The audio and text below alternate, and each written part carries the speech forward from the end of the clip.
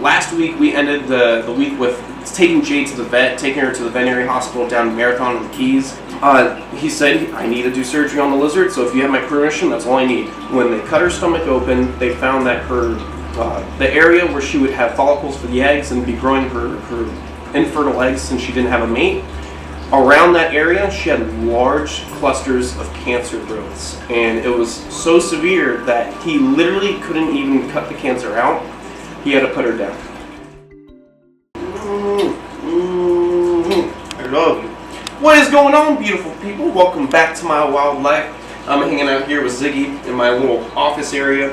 As you can see, Ziggy's getting monstrous sizes right now. Look at him. Ziggy is probably getting on to 3 feet now. A huge little American crocodile. A lot of people wouldn't even believe that this crocodile is just over a year old. Some people would think this croc's like 2 years old looking at it. But she's nice and healthy, grown like a beast. And yes, I said she because in a previous episode we mentioned that we found out Ziggy's actually a girl. So Ziggy's going to grow up to be a big, beautiful female American crocodile, great educational ambassador for the species, and also bringing in new young for the future generations of American crocodiles. Just sit on Daddy's neck. There you go, Ziggy. There you go. Just stay there nice and comfy.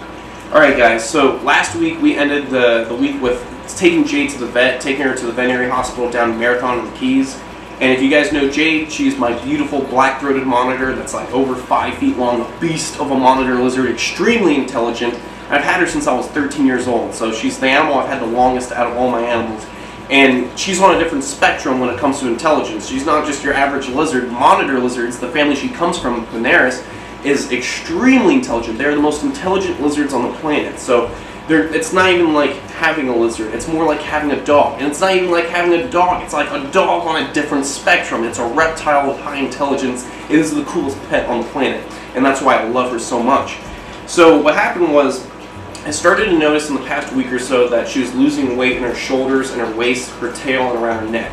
Those are indicators that she's using up the fatty reserves around her body to survive because something's not right with her body internally.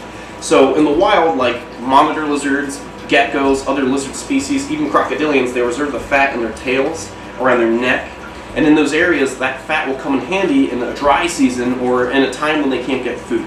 So reptiles are the ultimate survivors. So when I saw that she was starting to waste away, I was really concerned because parrots and reptiles, or birds and reptiles, they tend not to show signs of something severe until the last stages when it's too late.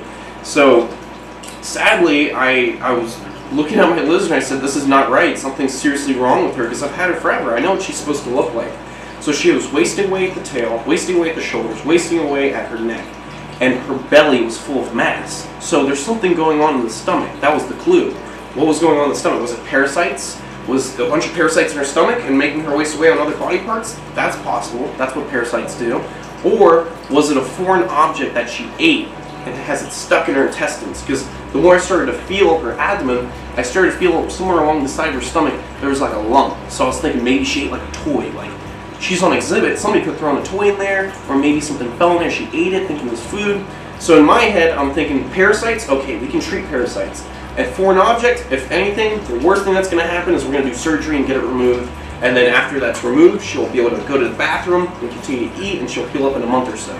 So in my head, there's easy solutions, and we'll be able to fix that no problem. And with Dr. Mater, the vet that's down in the Marathon Veterinary Hospital, he's the best reptile vet that I've ever met. He's written a book like that fat on everything you can do for reptiles when it comes to veterinary services. So he's a very intelligent man. He knows a lot about reptiles inside and out. So I trust him. He's dealt with many monitor lizards. So the plan was I brought her there that night that you guys saw in the episode. They told me to leave her overnight, and then the day after she was going to get looked at, either getting the object removed through her mouth, going in with a little camera and a little grabber, removing it from the stomach, or going through the stomach, cutting in, and removing it that way. So the first thing they did was going through the mouth. They didn't find anything. They didn't find anything inside the stomach, so then Mater called me. Mater said, listen, before I make a move to do surgery, I need your permission. We can't find anything in the stomach going through the mouth. We're going to have to do surgery now. Are you okay with that? I'm like, yes, do whatever you can to remove this object, because obviously I don't want my baby passing away. I don't want anything going on with her. I want her to be healthy. I want her to continue to live. I want her to have a great life. So He said, I need to do surgery on the lizard, so if you have my permission, that's all I need. So she was already under anesthesia from getting looked at through the stomach and the mouth. So they continued to do surgery, or they moved on to doing surgery, and then I got a phone call, I don't know, 30 minutes later or so, and the phone call was basically telling me that when they cut her stomach open, they found that her, the area where she would have follicles for the eggs and be growing her infertile eggs since she didn't have a mate, around that area she had large clusters of cancer growths, and it was so severe that he literally couldn't even cut the cancer out. He had to put her down. So he had nothing he could have done. He had been doing it for 30 years, and I asked him, he's like, there's nothing I can do for this lizard. He's like, I've been in situations where I can help the lizard, remove something, and then they can possibly heal in the future. He's like, it is to an extent that it can't be removed. She has severe cancer, and the best thing to do is to put her down. So I had to give him my permission to put her down, and he ended up putting her down, and it sucks. I had her for a very long time. She meant a lot to me. I had the weekend to get over it. I'm still sad about it. Suck up those tears! Ziggy! Come here, Ziggy! Oh, you're a good crocodile! Don't let Daddy cry in front of thousands of people. Anyways, when working with wildlife, it can be really heartbreaking sometimes because animals don't live forever. People don't live forever. We don't live forever. It's a part of life. This is all this is all a part of the journey of learning about working with wildlife, is experiencing life and experiencing death. So the best thing that you can take from a situation like this, or the best thing that I can take away from it, is the relationship that I was able to build up with my animal before she passed away. The best thing to do in this kind of situation is not to be super sad and just dwell on being sad, but to look back on the situation that it was. I was 13 years old. I was a little kid. Huge fan of monitor lizards. Huge fan of Steve Irwin. Love reptiles. That's what I wanted. A crocodile. I love crocodiles. I love Komodo dragons. I wanted something so similar that the only thing legally I could get as a kid was a black-throated monitor lizard. And monitor lizards are my favorite group of lizards on the planet. So I was super stoked to have gone a black-throated monitor because they're honestly one of my favorite monitor lizard species in general. They're awesome animals. They're super smart. You can build up a relationship with them to the point where they know who you are. They have facial recognition. Not like your iPhone, but like an animal that knows you and trusts you and wants to be around you. And sometimes even they want affection. This photo, boom, there you go. This photo was posted on my Instagram when I took her to the vet.